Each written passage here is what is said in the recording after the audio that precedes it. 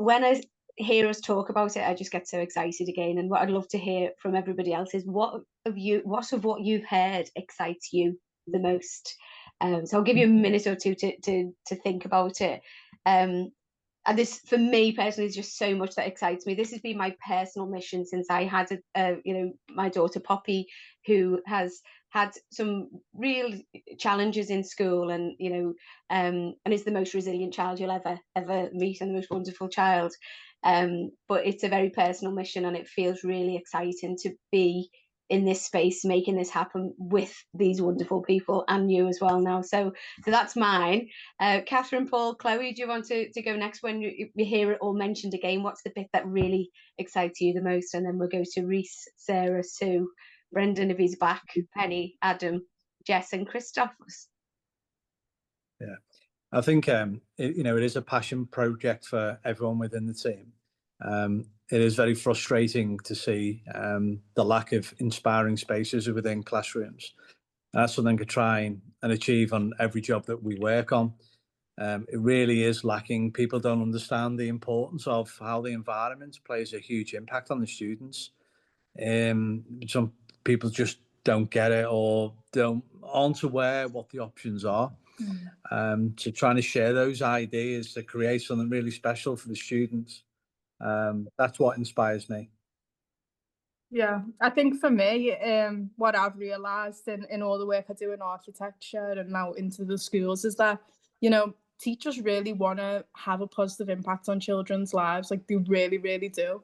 And I feel like in this, we are equipped, like, is supporting them and having that impact. Like, I have a lot of friends who've became teachers and they start so passionate, like, I can't wait to make this big change. And then they go into these environments that are working against them. So if we can take that pressure off and make an environment that creates the optimum conditions for them to have an impact. And again, I'm thinking personally, and I'm looking at all the teachers on the call now, it's like you can actually do what you set out to do and support people in the right way. And again, the more I learn about architecture and the psychology of architecture, like it makes so much sense. Of course, we're impacted by an environment. You stand on a beach, you feel one way. You sit in an office, you feel another. Let's make it common knowledge. Let's take the jargon out of it. As a researcher, I will be doing my best to make everything as digestible and understandable as possible. So yeah, that's what excites me. Thank you, Chloe. Catherine? I think for me, it's, I, as a now home educating parent, I spend all day, every day with many, many children who are out of the school environment and who shouldn't be.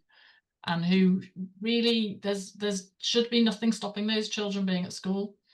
And to realise that we can bring together the physical environment of the school and the behaviours of the people in the school together and do both things together to really give those children an opportunity to be in school is just brilliant from my point of view. I don't know why we didn't think of it before. We kind of bumped into each other through various sort of probably not completely coincidental processes that happened, but when we all met each other and just went, oh my God, we could all do this together.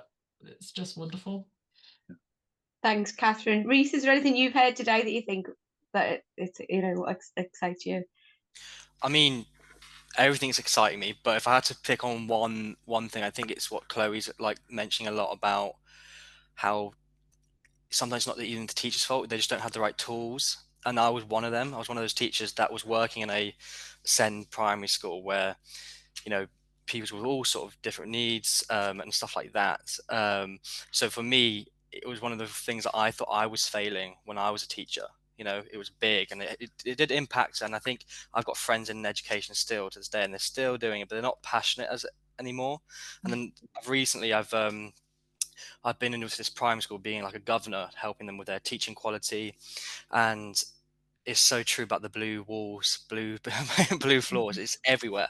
So I think just by seeing that and how this process is going to start and this launch, and just seeing how it starts off and how it's going to scale up, I can really see where this is going to go. And it's just getting the message out there to everywhere. It's not just one school. It's how we can do this nationally, I think, and go from there. Love it. Thanks, Reese. Sarah? Hi guys, yeah, lots inspires me, but I think I keep coming back to the wisdom of that circle, that ancient wisdom that we've kind of forgotten, and I don't quite get why. And it was just quite eye-opening to hear you guys, the passion that you had.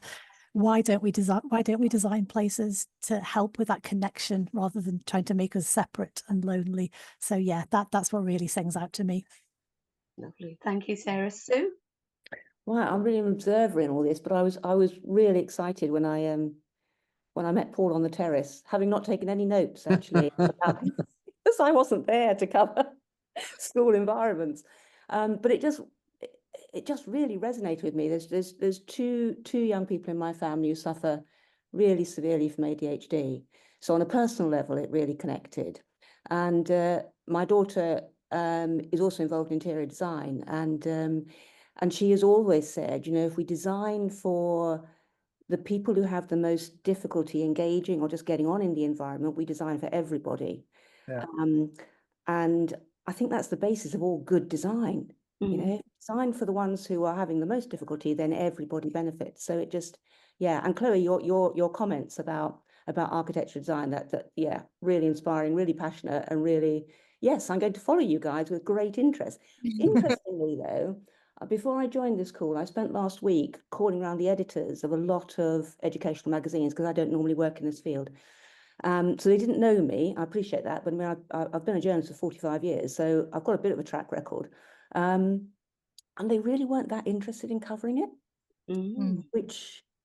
so I've got a bit of a mountain to climb. I don't intend on giving up, but I thought that was interesting, that it's not something that has really resonated with them yet.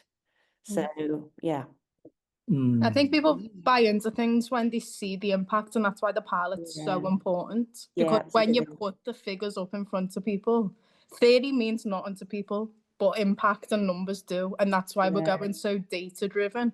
Because even the headline, we were able to retain 80% of children in the classroom compared to, absolutely. or we say, or like each child, it costs £25,000 to remove, it saved the school. Like that's what I think the media buy into. Yeah. But we'll get there. And we've got to take it back. We've got to take it back to people, and that's why the whole of this today has started with the voice of the young people. Yeah. Because nobody's listening to their voices anymore, and that's where it's got to all be taken back to, time and time again. Thank you, Penny. What excites you the most? I could talk all day about this. I think you're bored of listening to me by now. So Never. For you that don't know me, I'm Penny. I'm the head of school at Solby, and I feel very honoured that even though we didn't get selected at a school, that the team here recognise the drive that we do have at Solby and very much want to be part of the planning and the CPD for our staff. We have an exceptionally committed team at Solby. And if you think about it logically, we are probably spending more time with children than their parents with us through education. So to enable us to provide that continuous inclusive improvement cycle at school is so important. As I said, I'm very blessed with our team at Solby. They are committed. All they want is the very best for every single child. And sometimes it does feel a bit lonely, like you're not listened to, as in there is no money for special needs on the Isle of Man. I don't want to point the finger to anybody, but the schools aren't receiving money for additional help. And it shouldn't be that we are asking money for additional help. It should be that is just a natural part of children coming to school, that their needs are met. So I'm absolutely thrilled to be part of this drive, shall I say, on the Isle of Man, to really get people to stand up and listen and to notice that this is for every child, not just because a child may learn differently. It's their right to be learning in an environment that's best suited for them. Yeah. Thank you, Penny. Adam? Hey, there's a couple of things that stand out to me.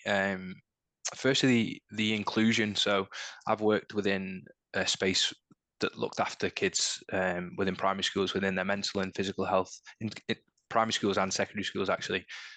So it really resonates with me, because I've seen the kids that have been pushed aside.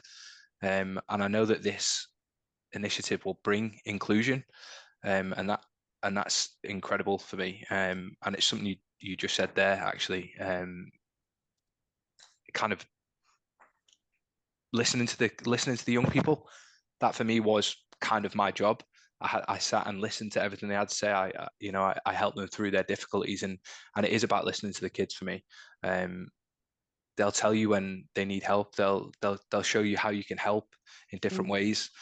Yeah, I just think it's incredible. And secondly, the passion for me. I think you can follow different things that people do, different initiatives, different businesses that people do. But I think when passion's involved, you can really feel it and you can really see it. And I can really see it within all of you. And you know, passion is a big driver for me. So yeah, that really stands out for me. Amazing, thank you. And Jess, you know, are you there? Jess is. Hello. Hello. She's not coming on camera today. Go on. Yeah, no. Well, I am here for the moral support, but I also just find it so interesting how like the classroom does make such a big difference, and I never really thought about that. But like even back in primary school, high school, I was such an anxious kid. Like I would dread to go into school, and the fact that the classroom probably made such a big impact in that, especially when, you know, growing up, you're going through so much, you know, you've got your SATs, you know, you're finding new friends, you're not with your family. It's really hard. And the fact that the classroom can make an impact and help that out a little bit. Yeah, I think it's really interesting, and I think you're all going to do very well.